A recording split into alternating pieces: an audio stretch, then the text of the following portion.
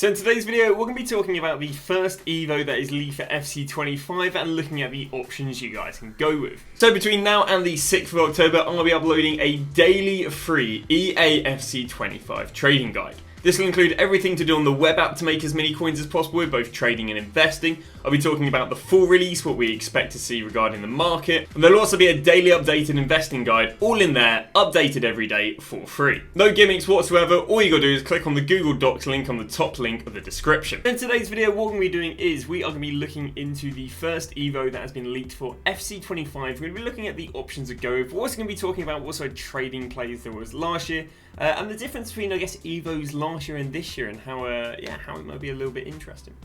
So the first Evo of the year has been leaked, and it actually got leaked a little while ago. Now it's a very similar Evo to what we seemed to get last year, and basically it's a pre-order bonus Evo. The pre-order bonus Evo comes in the name of Football Ultimate Team Player Evolutions. Well, slot, sorry, that's the bonus. This evolution will allow you to select an 82 or lower rated striker of your choice and improve their overall rating, so obviously stats in game, and give them the Power Shot Plus. Which is actually really big, by the way, them giving the Power Shot Plus, because I did a little bit of research into what goal cards had a Power Shot Plus at the beginning of the game last year, and these were the only players that had them. Bear in mind, you know, we're looking at a CDM, a CDM, and a pretty plebby striker. The only players that had Power Shot Plus at the beginning of the game were Marcus Rashford and Ronaldo. Both cards basically being over 80k. I think Rashford was around about 150, 200k, and Ronaldo was coming in about 60, 70k. So yeah, Power Shot Plus last year was a super valuable play style for players to have, and EA giving it to us straight off the bat. And what's also interesting is I don't believe that EA last year, with the first Evo we got last year of what's it called, the Founders, I don't believe they gave us any playstyle plus. So to give us one straight off the bat is yeah, really interesting. But there are some differences with the Evos this year than there were last year, so let's have a little talk about them. So obviously EA in their pitch notes talks a little bit here about Evos. First one is they're probably going to have some cosmetic designs, so again you're going to be able to change the colour of your Evos, you're going to be able to change the sound of the thingy. I played the beta, they had this in the beta, but it was I couldn't really care less. Maybe because it was the beta, maybe because I can care less at what colour my Evo flashes or, you know, what it's got. But there were like some effects the Evos could have, and the colours could be different, so it was quite interesting. So they're just talking there about the cosmetic upgrades, but here is actually the more relevant thing. Evolve your favourite player items more often. Evolutions, so this is referring to how evolutions are changing from last year to this year. Evolutions can be a great way to customise and level up your favourite players, but in EA Sports FC24 it wasn't always possible. So a lot of people were always complaining, saying, especially like the Foundations Evo, I think if you did like the Foundations Evo 1, you couldn't always necessarily put them into the Foundations Evo 2, which made just no sense that you couldn't chain one Evo to the next. Well, what they're saying we're going to get next year is, or in FC25, is you can evolve the players that have basically having more flexibility with the players that you upgrade, allowing you to select what players you want to use. So in EA FC25, evolutions can have a maximum limit on certain attributes. Players who will meet or exceed that limit will be selected for the evolution, will be able to receive an upgrade to the other attributes as long as it satisfies the requirements. So what do they mean by this? Well, I guess we use this Bellingham as an example. They're basically saying that in previous years you maybe couldn't go and use Bellingham because it would say, okay, maximum pace on the Evo would have been, if I can just scroll back down to that Bellingham, they might have said the maximum pace allowed to be used would have been like 75. And as a result, you know, you wouldn't be able to go and upgrade Bellingham. But let's say the rest of his stats are lower. So again, let's say you used to be able to have up to 75 pace, but you could, you know, have all the way up to like 85 shooting. Well, what they're basically saying next year is if someone does have like higher pace or someone does have higher shooting than what the requirements are, you won't be able to go and upgrade the pace, but you'll be able to upgrade other stats. So they're saying if he had lower pace, his pace would upgrade and his shooting would upgrade, in theory only to 76 regarding the pace. But if I was going to go and upgrade someone who's lower rated, they'll receive multiple boosts. So basically they're allowing you to use better players, just you're not going to get as good of a boost on the Evo as if you're using low rated players, which I think is a really good idea because again it does allow there being more diversity in terms of the upgrades. The only problem, I was kind of thinking about this, is you might end up with a lot of people's attackers all having the exact same stats. So what do I mean by this? Well, let's say if you can upgrade players, again, the reason you wouldn't be able to upgrade everyone is they'll probably do maximum rating. But let's say like everyone had like an 86 rated left winger, and then they all got a certain upgrade, and then people put them in the next one, and then people kept saying, no, you could say people might do that in FC24, but there's more of a chance people doing in FC25 if the limits are more diverse, which means, or more flexible, which means that everyone would just basically end up with the exact same stats, just on different players, and the only thing would differentiate would be the play styles and the body types, I guess, but everyone would end up having like 93 pace, 95 shooting, 95 dribbling, or 85s in there. Just because, again, there's more flexibility. So that's the only problem I see, is everyone having the exact same stats in game, but I guess a lot of people run the exact same teams anyway, so what does it matter? But yeah, they talked about this a little bit in the trailer as well, there being a bit more flexibility for Evos.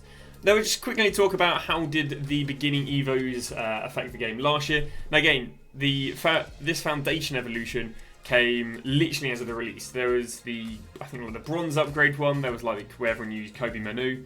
Then you had this one, which everyone used, Darwin Núñez. And I think there was like another midfielder one that no one really did. It wasn't amazing. I think Casiado was one of the more popular players for that. Well, because it came in the beginning of the game, we can see that Darwin Núñez went from 21k there all the way up to 28. But he kind of peaked here, which was, I believe, a day or two before Ultimate Edition. And then Ultimate Edition absolutely crushed him. Because up until this point, I think there were more people putting him in the Evo than there were packing him. But when a lot more people jumped on the game, it wasn't actually a case of those lot more people went and Evo'd him, because the Evo was only pre-order bonus. So when people jumped on the game with a basic edition, they couldn't go and do this Evo, because this Evo again is only an Ultimate Edition pre-order bonus. So he peaked there and then crashed. Now actually I remember a very interesting trend occurring with this, and that is that every single morning Darwin Núñez would be really cheap. And then going into the day, he'd then rise. And then at 6 PM content, he'd go down again. So there was a really, really good investing opportunity. I'll go and load up the best way of doing it. So basically in the morning, he would start nice and low, then get close to 6 PM, he would rise. Just before 6 PM, he would drop. Then after 6 PM, he would some days get lower than he was the day before. Sometimes he'd just hit the low. We'd then hit early morning where he was low, and he would literally do this trend. I mean, I can go and find a few right here. He would do this trend every single day for 1, 2, 3, probably would have been about 4 to 5 days, so I'm not quite sure if they included every day. On top of that, the players did all rise from the web app. We also saw this up with Dan Juma, who went from 8k and went up here to 15k. He actually peaked 2 days earlier than Darwin Núñez. And that might be down to him just not being as demanded, and also lower rated and therefore maybe easier to pack. Which meant when there were more packs being opened, they did drop. But they did rise for the first 3 days, so that's a very good thing, or a very nice thing to keep on top of. And again, there was a really, really nice fluctuation every single day, where you could literally buy them early morning, pre-sell about 4 or 5 PM, so you don't have to worry about the panic selling at 6 PM. And yeah, that's been a sort of a repeat trend we've seen with loads of players. For loads of Evos through the year, where it's just, again, the demand's quite low in the morning, but then there's not really any packs open midday until 6 PM, so they just rise and rise and rise. So there's some nice market trends you can do with the first Evos. Let's have a little look and a little talk about the players we do think we can Evo. So again, the requirements they said here were a 82 rated or less striker, but again, we don't know the individual stats. The first Evo we got last year was again the Morata one, and they did have, like, even though they obviously had a max overall, they also did have like min pace, max pace. So we might get this in the FC25 Evo, but what I will say is if we do get this in the FC25 Evo, they might say, okay, well, you can use someone who has higher pace than, I guess, 91. It just won't get upgraded past 91. I think that's the route they're going to go for. So the upgrades I've gone and made some predicted cards is just going off of this being the upgrade that we'll probably see next year, just because again they seem to be kind of quite lazy in terms of last year the first upgrade or the first Evo was just a striker one, whereas a +2, well, again they kind of seem to be, well, I think they'll be going for the same thing this year, because again it was a maximum 83 rated striker last year, they're allowing us a maximum 82 rated striker this year, so I think they'll be quite lazy with it. So here are the predicted cards I have got for you, and there are some really, really nice cards in here. So we are starting off with Darwin Núñez, who again is going to make a return in in terms of coming back. Also last year, by the way, they got themselves a +1 weak foot. Now we might not see as big of an upgrade or as maybe a weak foot upgrade because they are getting a playstyle plus. We didn't see a playstyle plus being added to the cards last year, but this is the first one. Darwin Núñez, a very nice card. He'd end up with 93 pace, like 83 shooting, 81 dribbling and 89 physical. He's basically a bit of a poor man's Haaland, really. Hasn't really got that dribbling, but yeah, so he's kind of got everything else, which is quite nice. So that is the first player. The second player we've got for you guys is Inaki Williams. Now this is where I think that they might put those limits in, and you know, they might not let you get to this sort of pace. 97 pace with 84 shooting, 83 dribbling and 87 physical. Bear in mind you could get this day one. It does seem a bit much, which is why I think they'll put those limits in, and they'll say, yeah, you can use players with, you know, I guess 94 pace, but we won't let you upgrade the pace anymore. So it'd be like 94 pace, 84 shooting, 83 dribbling and 87 physical, which, don't get me wrong, would still be an insane card on someone with 4-star skills, 3-star weak foot. The next striker we've got for you guys is going to be Kolo Muani. Got himself a downgrade from 84 rated down to an 82 rated. Well, it does not matter because he would still end up with an absolutely monstrous card. The face stats you see, by the way, are the stats on the golds, and obviously the Evo card is the plus like 3 pace and that all. Well, again, if he did go and get himself a +1 weak foot, it'd also be 4-star skills, 5-star weak foot, playstyle plus, 93 pace, yeah, 93 shooting, 84 dribbling. I think he had his agility absolutely butchered this year. Poor Kolo Muani. But there we go, there is another one. Now on to another card we've got for you guys, and that is going to be, if it wants to pop up, that is going to be Angel Correa. Again, very nice looking card. Would end up with 4-star skills, 5-star weak foot. Pace not quite as high as some of the others we've shown you, but yeah, would end up with a... It's hard to believe that the cards would be this good this early on. But then again, we look at the Núñez from last year, and you know, it really wasn't a bad looking card for the first month. But there we go. We got ourselves Correa. Then we got ourselves, I believe. Oh, here is a very nice one we've got for you guys, and that is Mr. Marcus Rashford.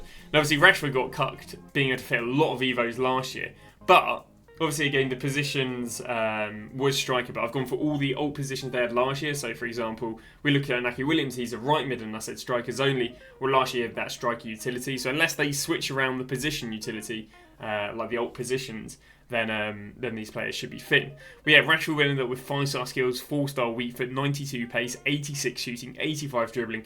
Arguably be the best player to go for. Again, the buy time, you would just try and buy him as early as possible, and then he should fluctuate each day. Now, if he ends up being, if he ended up being like a 50 to 100k player, then I can see him only actually being progressive each day, with still a dip at 6 PM. So rather than us seeing this where he dips to the price he was the day before, I would probably see it being a bit more like this for, you know, Rashford or anyone who's again 50k plus. Darwin Núñez and Danjuma obviously were only like 10, 20k cards, so those cards were definitely more subjective to kind of hold the price. Whereas someone like Rashford would probably like rise, then he'd still dip after 6 PM, but then he'd rise to a higher price. Because again, you're not getting the supply you're seeing with the Darwin Núñez, so you're not seeing the drop being as high as the rise, but you still should be seeing a drop each day with the supply, and then the demand picking up during the day. But yeah, Rashford card would be absolutely insane, and I do believe that is all we have for you regarding my predicted players.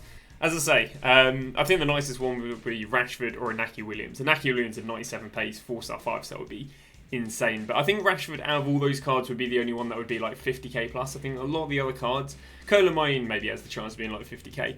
But yeah, I think a lot of the other cards should only be about 10, 20k. And if EA, again, do allow there to be a lot of flexibility, you're going to see a lot more people doing a lot more different sort of players. You're definitely still going to have a meta with cards rising more than others, but you should see a lot more people doing a lot more different cards. And as a result, the prices, sadly for a trader, this isn't good, but for you guys who want to do the Evo and worried about players going extinct or paying extortionate increased inflated prices, then you've got less to worry about, because people should be doing a lot more different sort of players if they're allowing a lot more flexibility.